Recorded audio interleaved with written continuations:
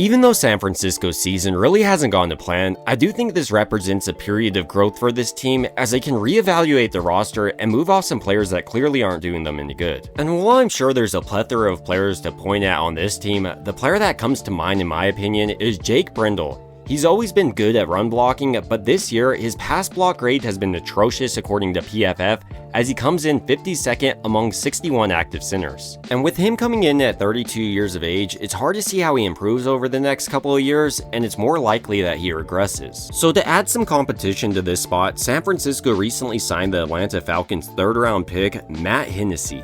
Unlike Brindle, he actually excels at pass blocking. According to PFF, he was the 12th highest graded center in this category this season. And the last time he was a starter in 2021, he looked dominant, receiving a PFF grade of 77.1. He was injured the following year in 2022 with a knee injury that's really hampered him over these last couple of years. But so far on this year's film, he looks extremely explosive and I see glimpses of the old player he was. So in this video, I'm going to break down the 27-year-old center's film on the year as well as his career in general to understand the player San Francisco signed for the next 2 years. We were first introduced to Matt Hennessy at Don Bosco Prep High School in Ramsey, New Jersey. There he played tackle and was ranked as a 2-star recruit according to 24/7 Sports. He received offers from Virginia Tech, Temple, Air Force, Army, Buffalo, and Columbia. Ultimately, he decided to enroll at Temple, and as a freshman, he was transferred over to the guard position where he played 3 games as a freshman, starting in 1. He then redshirted the remainder of his freshman year as he was learning the center position, and it worked out as the following year he was the starter. What immediately stood out his freshman year was just how quick he was. He could get up to the second level, flip his hips, and then seal off an entire running lane. You could also have him go ahead and pull and lead your running back or lead him on a screen. Really, the possibilities were endless. I think this makes him the perfect candidate for Kyle Shanahan's offense that really relies on his center's ability to get up to the second level, pull, do all those things I was mentioning.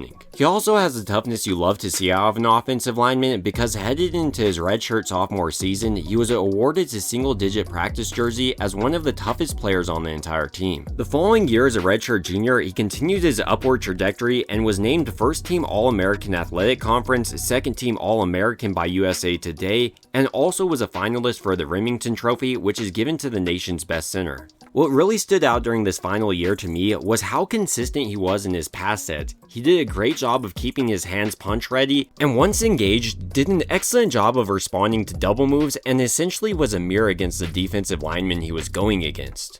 After this breakout year, he decided to enter the 2020 NFL Draft, and at the Combine, he came in at 6'4", weighing 307 pounds. He ran his 40-yard dash in 5.18 seconds and his 10-yard split in 1.8 seconds. After this Combine, the Falcons decided to pick up Matt Hennessy in the 3rd round with pick 14 of the 2020 NFL Draft. During his rookie year, he learned the position behind Alex Mack, and as a sophomore, he was named the starting center in 2021 and started every single game. The following year in 2022, during week 9, he injured his knee that has kept him relatively inactive for the last 2 years as I was mentioning. So to understand the player he is today, let's break down some of his film from this year. Starting out with his pass protection, in a similar way to his college days, I think he does a nice job with his initial punch and then responding to what the defensive lineman is doing. He's always keeping his feet moving and looks active in this aspect. He also has athleticism to use him in a lot of different ways in pass protection. You can put him on a pole, and even when his offensive lineman runs into him, he'll still get to the smaller defensive back, and thanks to his lateral quickness, they're not going to get by him. And coming back from his knee injury, I think this is the healthiest we've seen him in a long time. On this play, for instance, you can see how he gets up to the second level, flips his hips, and cuts off this smaller player. This is extremely hard to do for someone of his size. In a similar way on this play, he does a nice job of doubling up to the second level and cutting off this backer. I think this is going to be extremely successful in Kyle Shanahan's offense that utilizes a lot of these concepts.